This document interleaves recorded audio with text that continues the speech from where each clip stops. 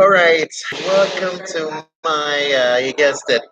That's right, my religious life video blog this third Sunday of, you guessed it. That's right, Easter. And we're going to do some very different, talk about Jesus appearing disciples, you know what I'm talking about. And don't worry, we'll break this down very quickly, you know what I'm talking about. It'll take that long about 10 minutes to do this. Well, I have no clue whatsoever. But anyways, John chapter 21, verse 1 through 19 says says after all these things, Jesus showed himself again to the disciples by the sea of Tiberias, and he showed himself in the way.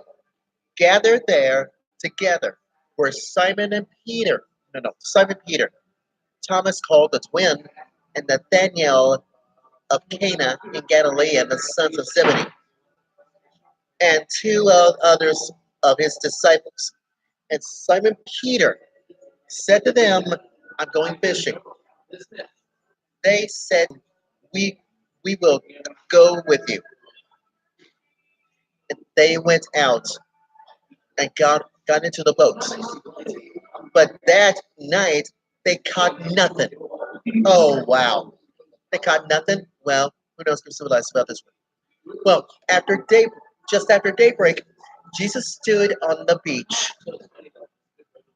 but the disciples didn't know that it was Jesus. And Jesus said to them, Children, you have no fish? Have you? They answered him, No.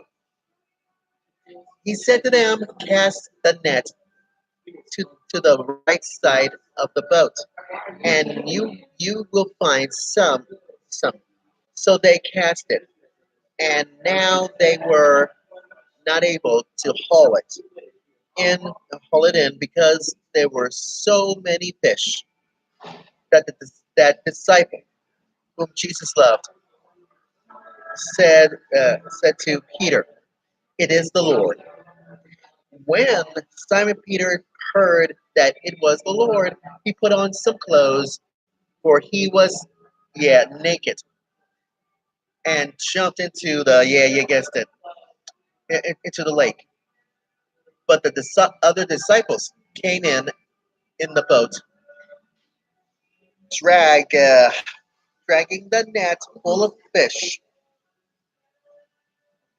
for they were not far from the land, only about 100 yards off. Now let's just stop right here. Stop right here. Because here it is. The Lord has been instructed to hold disciples. That's why I just heard Father Tony's sermon at Resurrection at the Belvedere this morning. And give me one good reason why, because everything else can be civilized about come have some come have bread and wine and well, it says we're on the wrong side and come together. You know what I'm talking about. Father Tony's Tony's sermon. Yeah, absolutely right. All along about this one.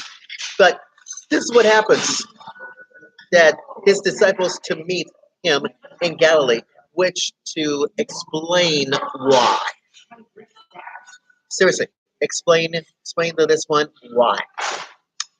And about the Sea of Galilee or the Sea of Tiberias. But John didn't explain why. That Peter has decided to go fishing. And the Bible students are not agreement in their suggestions. Well, some claim that he was perfectly within his rights, and that he needs to go pay his bills.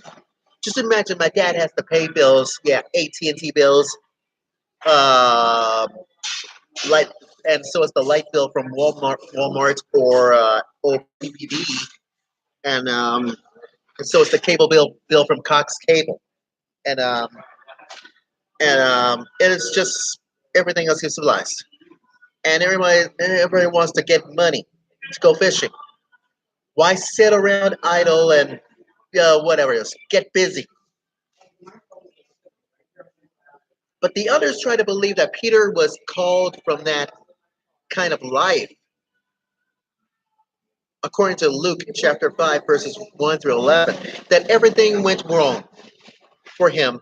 Look, furthermore, he went fishing, and Peter took six other men with him, and it was, yeah, a sad thing when the believers led off to stray. And by the way, it was interesting that at least seven people were, you guessed it, that's right, probably fishermen. And why did Jesus call so many fishermen to follow him? First of all, fish fishermen are courageous, and Jesus needs the brave people to follow him. And they also dedicated for one thing. It cannot be easier to distract, and that's why fishermen cannot quit, because we are thinking of, yeah, of course, professional fishermen. If you watch the fishermen sports TV, as far as we're concerned, I have no clue. Fishing sports TV or whatever happens. Well, who knows besides? Perhaps Peter and his friends were right, and were right or wrong. We cannot proving this with. Who knows? This is what happens. Okay, here's the other one on verse 9. Because when they had gone ashore, they saw a charcoal fire there with fish on it and bread. And that's why I just all that's why I just also heard Father Tony's sermon at my church. Yeah, Resurrection 30th Belvedere. And that's why Jesus said to them, "Bring some of the fish that you have caught." So Simon Peter went on board and hauled a net ashore, full of large fish, and 153 of them. And though were so many, that's right, so many, yeah, you guessed it, about the nets are not torn. And Jesus said to them, "Come and have breakfast." Breakfast. And now none of the disciples dared to ask him, "Who are you?" Because they knew it was the Lord. And Jesus came and took the bread and gave it to them, and they did the same thing with the fish. And this was the third time that Jesus appeared to the disciples after he raised from the dead, raised up from the dead. So when they had finished breakfast, Jesus said to Simon Peter, "Simon, Simon, son of John, do you love me more than these?" He says, "Yes, yes, Lord. You know that I love you." Jesus said to him, "Feed my lambs." And the second time, and here it is the second time. I will get to the bottom of this. The second time he said to him, "Simon, son of John, do you love me?" He said to him, "Yes, Lord. You know that I love you." Jesus said to him, "Tend my sheep." Now, this is the third time, according to John chapter 21, verse 17 says, the more the merrier. "Simon, son of John, do you love me?" And that's why he felt hurt, because he said to him for the third and last time, "Do you love me?" He said to him, "Lord, you know everything. You know that I love you." Jesus said to him, "Feed my sheep. Truly I tell you, when you were younger, you used to fasten your own belt, and to to go wherever you wish. But when you grow old, you will stretch out your hands, and someone else will fasten a seatbelt around you, and to take you where you do not wish to go." So that's why. So here's my observation. That's why Jesus met his disciples on the beach, and had already prepared for breakfast. And this entire scene happened stirred Peter's mind and touched his conscience, surely recalling to the first catch of the fish. They're feeding about the 5,000 and with bread and fish. And then that's why. And that's what happens. It has fire coals. So this is what happens. Everything else besides about, you guessed it,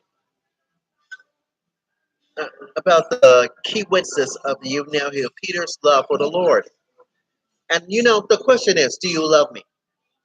As you claim more than these other disciples love me. And Peter has to boast his love for Christ 3 times. And everybody knows, and that's why Jesus said to Peter, feed 10, yes. Feed and tending lambs and all that stuff. And I am. Well, who knows about this one.